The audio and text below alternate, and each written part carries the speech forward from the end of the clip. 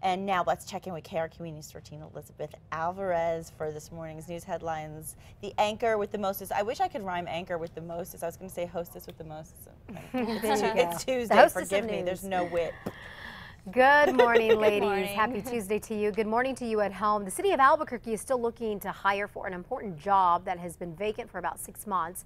This is for the Inspector General, who, by the way, investigates fraud inside City Hall. The last one quit in December. The Accountability Government Oversight Committee is supposed to hire a new Inspector General. It did post the job, but then withdrew it to tweak the job description.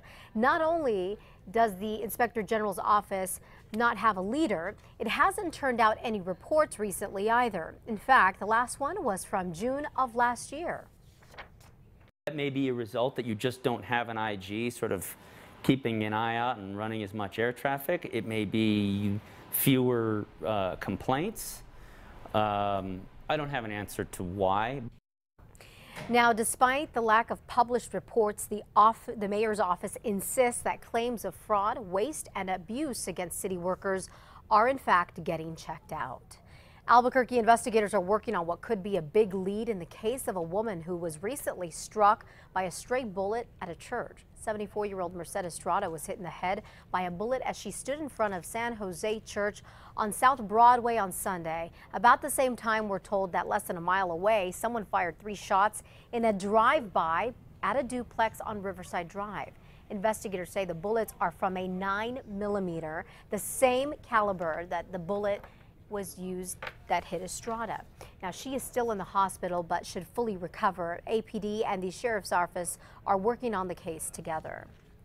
New 911 calls show the chaos and fear at St. Jude Thaddeus Church 2 weeks ago when police say a young parishioner went berserk and went on a stabbing spree. The rescue has been stabbed. A crazy young man has come and stabbed him. Police say 24-year-old Lawrence Kapner started stabbing the choir director and 2 others within his reach. He faces charges of aggravated assault. All of the victims in the attack are expected to be okay. Well, besides dealing with fire restrictions, Bernalillo County commissioners are also set to tackle overcrowding at the MDC tonight.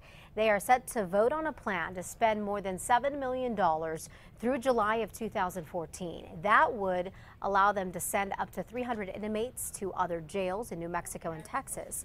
Commissioners had rejected a similar plan last month, but Commissioner Lonnie Talbert wasn't at that meeting and didn't vote. He will be there tonight.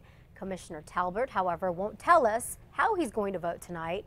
A federal lawsuit from back in the 1990s is forcing the county to fix the overcrowding problem and is costing the county millions of dollars in court costs. We will be at that meeting tonight and let you know what happens.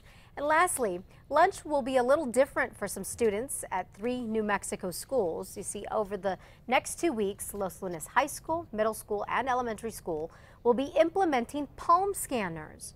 Last month, the superintendent told us that the scanners would keep lunch lines moving faster and actually prevent students from using other kids' ID cards or numbers to pay for their meals.